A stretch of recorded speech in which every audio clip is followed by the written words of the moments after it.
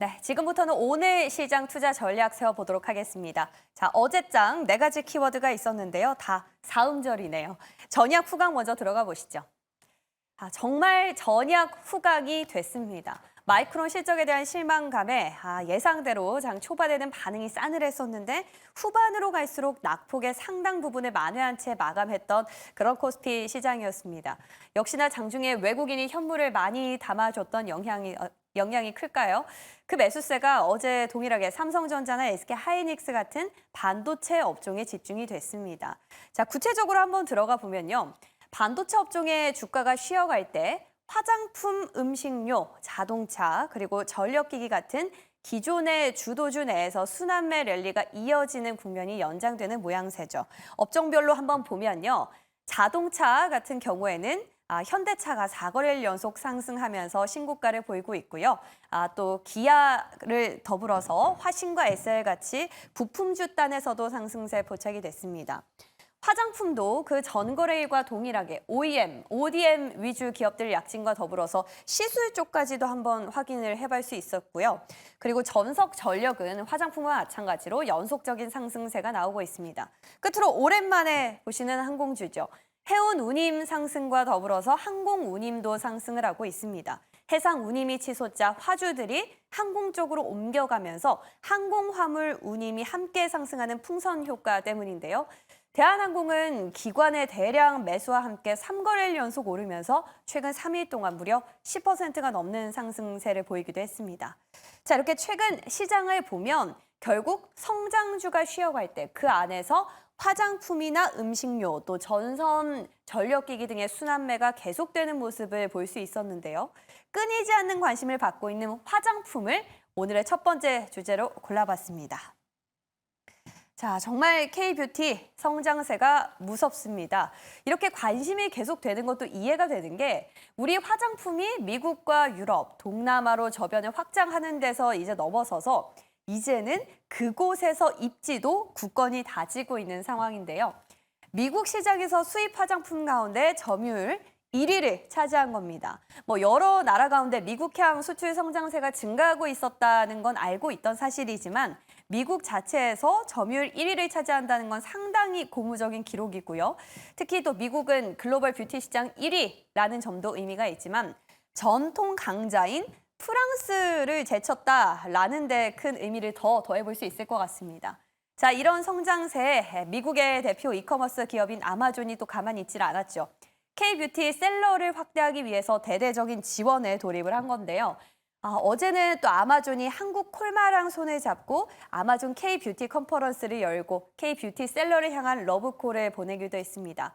뿐만 아니라 아마존 코리아 대표도 최근에 수요가 급증하고 있는 K뷰티의 세계화를 위해서 전폭적으로 지지하겠다라는 입장을 밝힌 바 있죠. 자, 이렇게 수출 지표가 잘 나오면서 브랜드부터 제조사 그리고 유통까지 밸류체인 전체에 걸쳐 실적 호조가 가시화되고 있는 상황입니다. 자, 근데 여기서 한번 볼 건 주가는 조금 달리 움직이는 것 같습니다. 보시면 아시다시피 브랜드, 나쁘지 않지만 그래도 이 가운데서 가장 두드러지는 건 단연 제조사 쪽 주가 탄력이라고 볼 수가 있죠. 물론 각각의 밸류체인마다 기대되는 바는 있습니다. 대형 브랜드인 LG생활건강이나 또 아모레퍼시픽의 경우에는 중국 시장과 더불어서 면세 채널의 점진적인 회복이 기대된다라는 점에서 또 다른 추가 모멘텀이 기다려지는 상황이고요. 또 클리오나 또 마녀공장 같은 중소형 브랜드는 나름대로 미국, 일본, 동남아 등 수출이 성장세를 보이고 있기 때문에 외형 확대 기조를 본격화하고 있습니다. 자, 근데 이렇게 최근 들어서 OEM 기업들에 대한 시장에 관심이 큰 이유는 바로 수출 구조 때문인데요. 이 중소형 화장품 브랜드사들의 경우에는 주로 ODM 회사의 생산을 맡깁니다. 때문에 국내 중저가 화장품 브랜드가 미국이랑 또 유럽 시장에서 선전을 하면 ODM 업체로 수혜가 곧바로 이어지는 구조인 거죠. 한번 예를 들어볼까요? 클리오의 경우에는 색조나 또 여러 화장품으로 유명한 중소형 브랜드죠. 지난해만 한 3천억 원대 매출, 또 300억 원대 영업이익을 냈지만 자체적으로 생산하는 설비가 없어서 코스맥스, 또 CNC 인터내셔널 등을 통해서 제품을 생산한 걸로 전해졌습니다. 따라서 생산을 담당했던 코스맥스가 이런 매출을 고스란히 이어받아서 1분기 영업이익이 무려 3배가 넘게 증가하고 주가도 올해 들어서만 50% 가까운 급등세를 보였는데요. 차트를 한번 보시면 이 주가 탄력도 측면에서 확연히 차이가 납니다. OEM 업체인 코스맥스랑 CNC 인터내셔널의 주가가 수출 지표에 따라서 훨씬 더 탄력적으로 움직였다는 사실을 우리가 확인을 할 수가 있는데요. 뿐만 아니라 유통사도 두각을 나타냈습니다. 실리콘2도 올해 들어서 주가가 굉장히 많이 올랐는데 무려 500% 넘게 오르면서 여타 밸류체인에 비해서 높은 상승률을 보여줬죠. 그 때문에 시장의 관심을 한 몸에 받기도 했습니다. 근데 어제장에 갑자기 돌연 약세를 보이면서 조금 많은 분들이 걱정을 하셨을 것 같은데요. 뭐 3% 정도면 그동안 올랐던 거에 비해서 크진 않지만 그래도 전일 ODM 업체들이 약진하는 것과는 다른 흐름을 보여서 이에 따른 코멘트가 있었습니다. 아무래도 아마존이 K-뷰티에 대한 전폭적인 지원을 밝힌 게 이런 실리콘2 같은 역직구 판매 플랫폼, 또 셀러 연결 등의 사업에는 부정적인 영향을 끼칠 걸로 우려한 영향 때문이다라는 분석이 있었습니다. 근데 또 우리가 조금 더 큰 그림에서 생각해 볼 필요는 있는 것 같죠. 결국 이 K-뷰티의 인기가 상승하면 브랜드들의 온라인 참여가 확대될 거고 이에 따라서 전체 K-뷰티 유통 수요가 증가하면 결국에 이런 실리콘2의 고객으로도 확보를 할 수가 있기 때문에 사실상 어제장 약세와 같은 우려는 약간은 기우가 아닌가라는 생각도 듭니다. 자, 어찌됐건 결국 이런 수출 성장과 더불어서 기업들의 실적도 함께 상승할 걸로 전망이 나오면서 해외 매출 비중이 높은 기업을 중심으로 탑픽을 꼽는 증권사들도 많았는데요. 자, 유아타증권의 경우에는 뭐로 가도 실리콘2다라면서 실리콘2를 향한 아주 큰 러브콜을 보내고 있고요. 메리츠증권도 이제 결국에는 중소형사가 부각받을 것이다라면서 CNC 인터내셔널, 아이패밀리 SC 그리고 코스메카 코리아를 탑픽으로 꼽았습니다. 뭐 그 밖에 외형 성장에 진입을 한다라는 포인트들이 돋보였는데 보시면 증권사에서도 역시나 ODM 기업에 관심이 집중돼 있는 것을 확인할 수가 있었습니다. 뭐 CNC 인터내셔널도 그렇고요. 코스메카 코리아 그리고 코스맥스까지 포함이 되죠. 근데 또 여기서 한 번 더 생각해 볼 건 중국뿐만 아니라 전체적으로 수출이 증가하면서 밸류체인 전반에 걸친 호실적이 가시화되고 있는 상황이라면 이런 ODM 업체뿐만 아니라 그 밖에 용기나 원료 쪽으로도 분명 수요가 증가할 수 있다는 거죠. 따라서 만약에 시장에 관심이 옮겨간다면 이제는 그동안 너무나 많이 올랐던 OEM이나 ODM보다는 그 밖의 밸류체인으로 향하는 건 아닌지라는 합리적인 생각이 듭니다. 자, 그리고 이런 밸류체인 내에서뿐만 아니라 이번 주 화요일에 우리 서원 아나운서가 브리핑을 했듯이 또 최근에 K-뷰티와 함께 K-건기식에 또한 수출이 증가하고 있다는 상황을 알 수 있었는데요. 자, 이제 앞으로 성장 가능성이 더 커지고 있는 건기식 쪽으로 또 시장이 이동을 하는 건 아닌가라는 생각도 듭니다. 건기식의 경우에는 어제 또 미국 시장에서 정관장이 최초로 프리미엄 마켓에 진출했다는 소식도 있었고요. 동남아 시장에서 러브콜을 보내온다는 이슈까지 더해졌습니다. 자, 과연 화장품 안에서 또 다른 밸류체인을 봐야 할지 아니면 새롭게 떠오르는 건기식 시장으로 매기가 쏠릴지 다음 스텝에 대해서 함께 고민해 보도록 하겠습니다. 자, 이렇게 해서 화장품 섹터 브리핑 마쳤고요. 이제 두 번째로 넘어가 보시죠. 전력 설비도 정말 꺼지지 않는 불씨 같습니다. 어제장에 재료용 전기를 필두로 가온 전선도 10%가 넘는 급등세를 보였는데요. 근데 어제뿐 아니라 사실 그 전일에도 이슈와 더불어서 그동안 상대적으로 관심이 덜했었던 대원전선이 20% 넘게 올랐었는데 물론 어제는 다소 쉬어가는 흐름을 보였죠. 결국에 전력, 전선, 절비 쪽도 화장품과 마찬가지로 그동안 잘 갔던 기업들은 차익 실현이 나오고 반대로 좀 쉬었던 기업들의 매기가 쏠리는 이런 양상이 지속되는 것 같습니다. 자, 근데 어제 뉴스의 핵심은 바로 대한전선이었죠. 넘어가 볼까요? 대한전선이 하나솔루션과 함께 글로벌 시장 확대를 목표로 MOU를 체결한다고 밝힌 건데요. 초고압 케이블 소재 국산화 그리고 조기 상용화로 글로벌 시장 확대에 나선다라는 겁니다. 여기에 대선을 앞두고 두 후보 모두 공통 수혜주로 꼽아볼 수도 있죠. 어제 브리핑을 했지만 그에 따른 투자 아이디어로서도 또 전력기기, 전선 쪽이 많은 투자 관심을 받고 있습니다. 이전부터 또 지속적으로 언급되고 있는 AI 산업 발전에 따른 또 전력 수요 증가에 올해는 또 때이른 폭염까지 겹치면서 전력 전선 기기들 관련주가 쉴 새 없이 행진을 하고 있는데요. 자, 이에 따라서 2024년 상반기를 휩쓸었다라는 평가도 나오고 있습니다. 다음 페이지 넘어가 보시면요. 삼화전기의 경우에는 350% 가까운 상승률을 보였고요. 그에 이어서 대원전선은 270%, 일진전기 그리고 가온전선까지 무려 100에서 300% 가까운 압도적인 상승률을 확인할 수 있었습니다.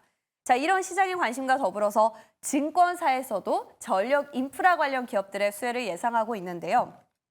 상상인증권은 결국에 이 기업들의 실적 베이스는 구리 가격이라면서 대원전선의 구조적인 개선을 기대한다라는 리포트가 있었고요. 신영증권은 특히나 초고압 변압기, 즉 변압기 쪽에 관심을 가지면서 LX 일렉트릭 그리고 HD 현대 일렉트릭을 탑픽으로 꼽았습니다.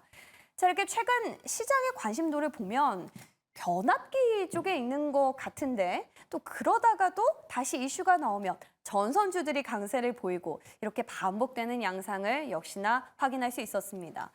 여러 가지로 전선 전력 쪽은 대선부터 인프라 교체, AI 수요까지 호재가 많은 건 알겠는데 섹터 안에서는 뚜렷한 방향성을 찾지 못한 채 움직이는 것 같다는 느낌도 드네요. 자, 전선과 전력, 이 변압기 섹터 안에서 시장이 주목하는 다음 타자는 누가 될지 잠시 뒤 대담에서 전문가와 함께 의견들 정리해 보도록 하겠습니다. 자, 이렇게 해서 오늘의 브리핑은 여기서 마무리가 되고요. 이제 간밤에 나온 이슈들로 넘어가 보도록 할게요. 자, 먼저는 반도체 소식이죠. 올해 3분기 HBM과 DDR5를 포함해서 D램 가격이 전체적으로 10%가 넘는 상승을 보일 것이다 라는 이슈가 나왔습니다. 일반 서버 수요가 증가하면서 이런 예상치가 나오고 있는데요. 앞으로 반도체 기업들 하반기 실적에 청신호가 켜질 것 같다는 생각이 들고요. 또 네이버 웹툰의 모기업이죠. 웹툰 엔터테인먼트가 현지 시간 27일에 뉴욕 증시에 상장할 첫날 장중 10% 넘는 급등세를 보이면서 성공적으로 데뷔했다라는 소식입니다. 반면에 국내에서 네이버의 주가는 메이저 수급의 동반 매도세로 맥을 못 추고 있는 상황이 지속되고 있죠. 끝으로 미국의 신규 실업수당 청구 건수가 나왔는데 예상치를 하회했습니다. 결국에 미국 경제 고용 시장이 안정화되고 있다는 측면에서 오히려 긴축 조치를 취할 수 있는 여지를 제공했다라는 분석도 나오고 있으니까 한번 간밤에 나온 이슈까지 정리를 해보시면 좋겠습니다. 자, 이렇게 해서 오늘의 브리핑은 여기서 마무리되고요. 이제 대담 통해서 의견 정리하러 가보시죠.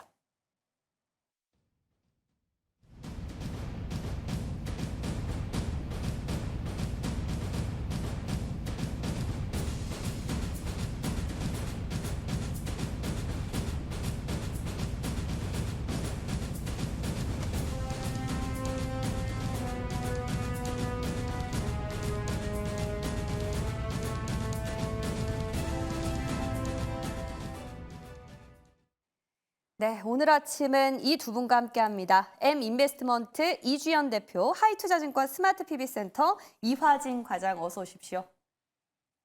과장님 이제 회사 그 부서가 좀 바뀌었다고 들었는데 그죠? 네, 다음 주부터 바뀝니다. 네, 좋습니다. 자, 오늘 첫 번째 섹터 화장품입니다. 수출 이야기도 계속되고 있고 그에 따른 러브콜까지 들어오면서 호재가 넘치는 상황인데 그에 비해서 주가는 이제 조금 오른 것 같다. 좀 가열된 분위기가 없지 않아 있다는 생각이 들거든요. 아직까지 좀 담아볼 수 있을까요? 네, 일단은 아직까지 안 오른 종목들이 또 있기는 합니다. 그래서 일단은 그동안에 소외되었던 종목들 중심으로 또 이제 매수세가 유입되는 모습들이 최근에 또 보이고 있기 때문에 그런 종목들 중심으로 좀 보시면은 아마 좋은 기회 잡아볼 수 있지 않을까라고 생각을 하고 있고요. 특히나 이제 화장품 같은 경우에는 수출의 어떤 주도주로서의 성격을 띠게 된 것 같아요, 이제는. 네, 그래서 앞으로 어느 정도 이 기조 자체는 좀 지속이 될 거라고 생각을 하고 있고요. 수출 데이터상으로 계속 좀 지속적으로 팔로우하면서 체크를 해보긴 해야겠습니다만 아직까지는 앞으로의 어떤 K-뷰티라던가 그리고 한국의 화장품 이런 관련한 그 업종들이 굉장히 좀 그 약진할 거로 기대를 하고 있습니다. 특히나 미국 시장에서의 어떤 좀 그 성장세가 많이 두드러지고 있는데요. 미국도 소비 트렌드 자체가 굉장히 좀 많이 변화했다라고 이제 합니다. 네, 일단은 미국 같은 경우에는 최근에 뭐 우리나라도 마찬가지긴 합니다만 고금리가 지속이 되면서 전체적으로 소비가 위축되는 그런 모습들이 보였었고요. 소비가 위축되니까 이제 저가 브랜드 쪽으로 이제 매수세가 좀 많이 몰리는 소비 형태가 많이 변화하는 그런 모습들이 많이 보였습니다. 네, 특히나 어제도 엘르뷰티 같은 경우에는 한 6%대 강세를 보였었거든요. 네, 최근에 미국 증시에서도 보면은 화장품 종목들이 다 같이 강세를 보이는 게 아니라 그 안에서도 저가 브랜드가 상대적으로 더 잘 가는 이런 주가가 차별화되는 그런 흐름들이 보이는 게 특징적이었습니다. 그래서 우리나라에서도 이제 인디 브랜드들이 좀 약진하는 모습들이 많이 보이고 있는데 그런 점들이 이제 한국에서만 보이는 게 아니라 전 세계적인 그런 흐름이다라고 보시면 좋을 것 같습니다. 그래서 일단은 미국 같은 경우에 굉장히 빠르게 성장을 하고 있는 국가고 이 미국에 대한 어떤 수출 데이터가 굉장히 중요하기 때문에 미국 안에서 어떤 점유율을 늘려나가고 그리고 미국 안에서 성장세를 좀 주도하고 있는 기업들에 좀 주목을 해보시면은 좋을 것 같다 이렇게 생각을 하고 있습니다.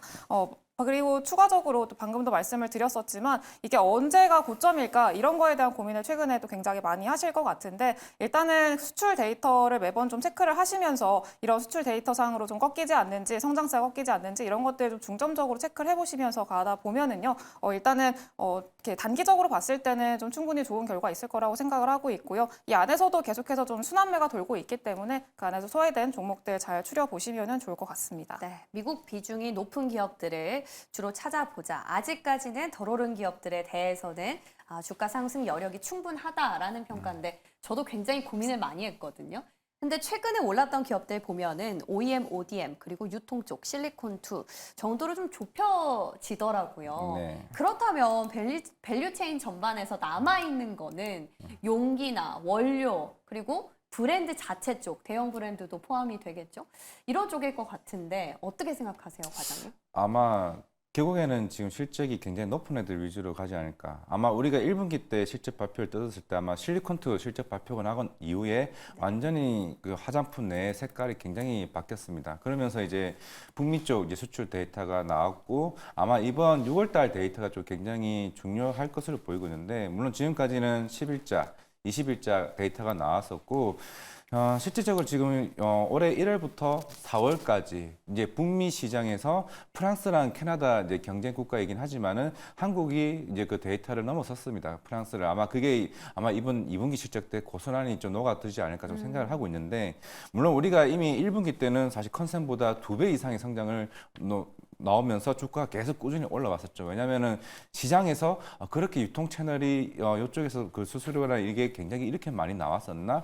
그러면 이번에 북미 데이터가 잘 나왔으면은 이번 2분기는 어떻게 해야 될까요? 제 생각에는 물론 실리콘트도 잘 나오겠지만은 특히나 북미 쪽에 공장이 있는 애들, 코스맥스, 뭐 한국콜마 이쪽도 아마 2분기 실적은 굉장히 크게 큰 폭으로 올라갈 것으로 보이고 있고 아마 그렇다면은 대형 화장품도 안에서는 전 아모레 퍼시픽이 굉장히 크지 않을까 생각하고 있습니다. 대신에 LG생활건강이 주가가 최근에 빠졌던 거는 아직까지는 중국 쪽에 대한 스포츠가 굉장히 아직은 큰 부분이 있기 때문에 아모레 퍼시픽은 작년 2분기 실적 발표 이후에 컨콜에서 계속 꾸준히 이 얘기를 했습니다. 그 당시 또 마찬가지로 북미 쪽 성장률이 YY 기준으로 80%였는데 올해 같은 경우는 코스RX가 5월달에 편입입니다. 코스RX가 이게 해외 쪽의 매출 비중이 거의 90%이기 때문에 그중에서 북미 비중이 높은 자회사이고 여기다가 뭐 이니스프리나 라네즈가 거의 8, 90% 이상의 북미 쪽의 성장을 계속 보여왔었기 때문에 그렇다면 이제 아모레퍼시픽과 LG생활건강은 좀 차이가 양극화가 좀 될 수가 있을 것 같고 아까 이제 앵커님 말씀하셨지만은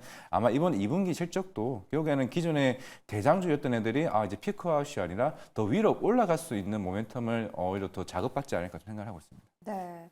아모레 퍼시픽이 증권사에서 리포트도 좀 나오고 뭔가 미국 자체에서 생산할 수 있는 메리트가 있다라는 점에서 못 갔던 만큼 좀 주목을 해보자라는 시장의 분위기로 바뀌고 있는 것 같습니다. 자, 이런 측면에서 두 분의 화장품 탑픽이 궁금한데요. 먼저 대표님은? 네, 일단은 단기적으로 좀 이제 시세를 기대해 볼 수 있을 만한 종목 마녀공장을 가지고 왔고요. 중소형을. 네. 일단은 마녀공장 같은 경우에는 최근에 다른 신고가를 달리고 있는 그런 종목들 대비해서는 상대적으로 이제서야 막 바닥권에서 수급이 들어오면서 추세를 전환한 그런 종목이라고 보시면 좋을 것 같습니다. 그리고 제가 미국 시장 안에서 좀 성장세를 실현하는 그런 기업들에 좀 주목을 해보셔야 된다라고 말씀을 드렸었는데 마녀공장이 일단 그런 기업입니다. 일단 1분기 미국 매출이 이제 200% 이상 전년 대비해서 늘면서 굉장히 크게 미국 안에서의 어떤 성장세를 점하는 그런 모습들을 보여줬었고요. 일단은 그 미국 매출 같은 경우에는 아마존에서 주로 이뤄지고 있습니다. 근데 일단 오프라인 쪽으로도 계속 확장을 하고 있는 그런 상황이기 때문에 점차 어떤 그 성장세를 좀 실현할 수 있을 거다라고 생각을 하고 있고요. 그리고 온라인 쪽에서 오프라인으로 넘어가는 것뿐만이 아니라 이제 해외 진출로도 이제 그 국가 자체를 다변화하려는 노력들도 있기 때문에 그런 점에서의 수혜도 좀 기대를 해볼 수가 있을 것 같습니다. 그래서 이번 2분기 실적에 대한 좀 기대감이 많이 높은 상황인데 일단은 아마존이 아니죠. 마녀공장 같은 경우에도 2분기 실적 영업이익이 66% 전년 대비해서 늘어날 걸로 현재 전망이 되고 있기 때문에 2분기 실적도 무리가 없다. 그래서 실적상으로도 충분히 기대해봐도 좋겠다. 이렇게 말씀을 드리겠습니다. 좋습니다. 이에 맞서는 화진 과장님의 탑픽은요? 네, VT입니다. 지금 영업이익률이 매 분기마다 지금 15%, 17%, 지금 23%까지 올라왔습니다. 일본에서 성공을 했고 국내 시장이 넓혀가고 있고 다이소에서 이제 어느 정도 리드샷 작은 용량을 쓰면서 이제 올리브영까지 왔습니다. 그 다음은 중국과 북미 쪽에 대한 성장을 이제 봐야 되는 거기 때문에 주가 보면은 이거 여기서 어떻게 사라고 할 수 있겠지만은 이 회사는 뭐 대부분 화장품도 마찬가지겠지만은 VT도 이 리드샷에 대한 이 성장 모멘텀이 계속 꾸준히 나올 수 있는 구간이다. 절대 여기서는 피크아웃은 아니다라고 관점을 봤을 때는 계속 꾸준히 성장할 수 있다 말씀드리겠습니다. 네, 두 분의 탑픽은 모두 중소형 브랜드들로 꼽혔습니다. 자, 이번엔 전력기기 쪽 넘어가 보죠. 전선 전력 쪽도 호재가 상당합니다. 계속해서 추가 상승 이어진다고 보세요? 네, 일단은 지금 전력기기 사이클 자체가 거의 10년 만에 돌아온 사이클인데 네. 10년 만에 돌아온 사이클이 지금 1년 조금 넘었나요? 그래서 벌써 끝나지는 않을 거라고 생각을 하고 있고요. 일단은 이 사이클이 촉발된 원인 자체가 미국 주도하에 진행이 되고 있다라는 점에서도 좀 초점에 맞춰 봐야 될 것 같습니다. 일단 미국 중심으로 북미 중심으로 교체 수요가 계속해서 좀 지속이 되고 있는 상황이고 오늘도 이제 미국 대선 토론이 있잖아요. 네. 뭐 역대급 비호감 대선이라고 뭐 얘기가 나오기도 하는데 네, 그 과정에서 일단은 뭐 트럼프나 바이든 대통령 둘 다 이제 공통적으로 좀 제시를 하는 게 미국의 어떤 리슈어링 정책 이런 것들이기 때문에 일단은 둘 다 누가 되든 간에 수혜를 볼 수 있을 만한 산업이 전력기기, 전선 이런 산업이기 때문에 일단 사이클 자체는 좀 장기화될 걸로 예상을 하고 있습니다. 다만 이제 수출 단가라던가 이 전력기기 같은 경우에는 수출 단가라던가 이런 것들은 좀 지속적으로 체크를 해볼 필요는 있고요. 영업이익률 같은 경우에도 좀 꺾이기 시작하는 순간부터는 거기가 좀 고점이다라고 판단을 할 수가 있기 때문에 일단 그런 데이터들을 좀 지켜보시면서 계속 좀 팔로우 해보시는 게 좋을 것 같다. 이렇게 판단하고 있습니다. 자, 이제 뭐 사이클 이제 막 시작했다라는 건데 과장님 모르겠어요. 변압기 쪽을 봐야 할지 그러면 전선 쪽을 봐야 할지 저는 이렇게 크게 두 개로 구분을 했는데 과장님은 어떤 식으로 구분하시는지도 궁금하고요. 지금 당장에 아까 얘기했던 것처럼 실적 시즌일 때는 오히려 이제 변압기 쪽에 분위기가 더 좋을 것 같고 실제 그래요? 시즌이 끝나면 오히려 이제 전선에 대한 성장 모멘텀에 집중하지 않을까 생각을 하고 있습니다. 예. 아마 1분기 실적을 보시게 되면은 우리가 HD 현대 일렉트릭 너무 많이 올라서 실적 발표 이전에 피크 아웃일 것 같다, 세론일 것 같다 하면서 그때 한 10% 정도 빠졌다가 막상 실적을 뜯어보니 이게 웬걸? 이게 컨센보다 훨씬 높은 실적을 보이다 보니까 다시 한 번 더 전선 그때 변압기 위주로 주가가 많이 올랐습니다. 그 이후에 또 전선주들 같은 경우도 계속 이 흐름이 이거죠. 그러니까 변압기, 전선 SMR 같은 원전에 대한 이슈가 나왔기 때문에 결국에 지금 당장은 변압기 쪽의 실적이 계속 수출 데이터도 계속 나오고 있고 그 다음에 뭐 대원전선이나 이제 향후에 뭐 대한전선, 특히 대한전선은 뭐 실적이 굉장히 꾸준히 나오고 있습니다. 이제는 대원전선에 여기서 이제 향후에 미국에 진출에 대한 기대감이 나오다 보니까 그러면 변압기가 부담스러우면 그 다음으로 이제 열로 가는 결국에 실적 시즌이기 때문에 변압기에 대한 성장 모멘텀이 꺾이냐 안 꺾이냐 중요하기 때문에 시장은 이쪽에 일단 초점을 맞추고 있지 않나 생각을 하고 있습니다. 그럼 결국에 변압기 쪽의 실적을 좀 주목을 해야지 다음 타자를 고민해 볼 수 있다는 네. 거네요. 네, 좋습니다. 오늘 시간 관계상 두 분의 탑픽도 준비를 해주셨는데 여기서 인사드릴 테니까 다음 주에 더 많은 준비를 부탁드리도록 하겠습니다. 도움 말씀 고맙습니다. 네.